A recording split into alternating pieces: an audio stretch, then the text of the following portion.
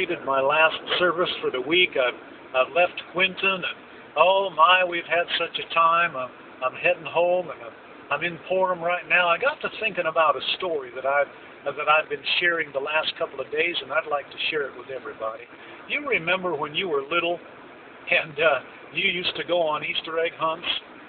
Oh, we used to have so much fun going on those Easter egg hunts. Boy, we'd have citywide Easter egg hunts where I grew up, and my goodness, there'd be hundreds of kids, you know, and we'd all go after those Easter eggs. Well, my wife and I have 4 kids, and when they were little, we used to have Easter egg hunts at the house on Easter, actually, on Sunday afternoon, and we would bring the kids into the living room, and then Mom and Dad, you know, we'd go all over the house, and we'd hide Easter eggs, and then we'd go all around the outside of the house and hide Easter eggs, and then we'd come back inside and let them know, okay, now we've hidden all the eggs, you know, some of them will be easy, and some of them will be a little hard to find, but now go, you know, and boy, they'd make a mad dash and go and find those eggs, and we'd follow behind, you know. I remember saying little things to them, you know, and say, well, you know, if you thought about checking behind the door, or how about the closet? How about the windowsill, maybe behind the curtain over there, you know? And they weren't paying any attention at all. I mean, they were going after the eggs that they could see, and they had their agenda, you know. I mean, they're just getting after it. And then they'd run outside, and they'd see them, you know, and they'd be running after them and doing all those. But then there came a point where they couldn't find any more Easter eggs. And they'd come to Mom and Dad, you know, and they'd say, well, where are the Easter eggs? You know, and I'd have to say, you know, I was talking to you the whole time. And now, do you remember me telling you, you know, to look behind the door, look behind the closet, look in the closet, you know, look on that windowsill behind the drapes, you know? And so then we'd go back around, and we'd go after the things that they couldn't see, you know, and we'd make little remarks, you know, and they'd kind of pick up on it, and then they'd find some more Easter eggs. And I thought about that. I thought so many times in our lives, you know, we're doing this, doing that.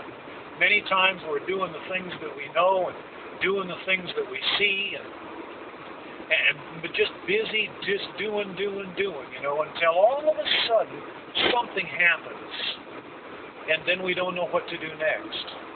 We don't know where to go. We don't know what to do. And then sometimes we'll even, you know, throw up what we call flare prayers. God, what should I do? Where should I go? How should I do it, you know? And then we begin to realize, and you know, God has been speaking to us the whole time, but we haven't been paying any attention. He's been trying to guide us. He's been trying to direct us, and tell us where to go and what to do, what to say. But you know, we've had our own agenda. We've been doing our own thing.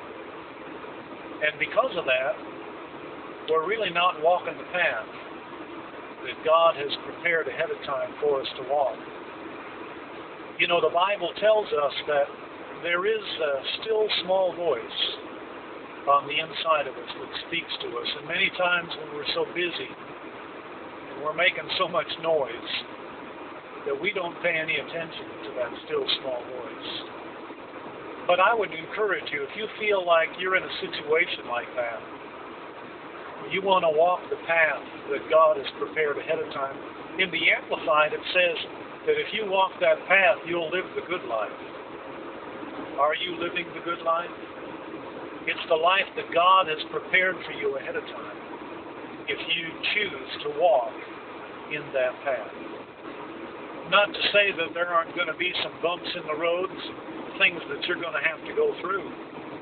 But God said that He would be He would be with you, that He would never leave you, He'd never forsake you, that He would see you through them all, that you would live the good life. So I would just say to you, take the time to slow down. Take the time to spend in the presence of God and say, God, I'm sorry. I've been busy doing my own thing. But now I want to do your thing.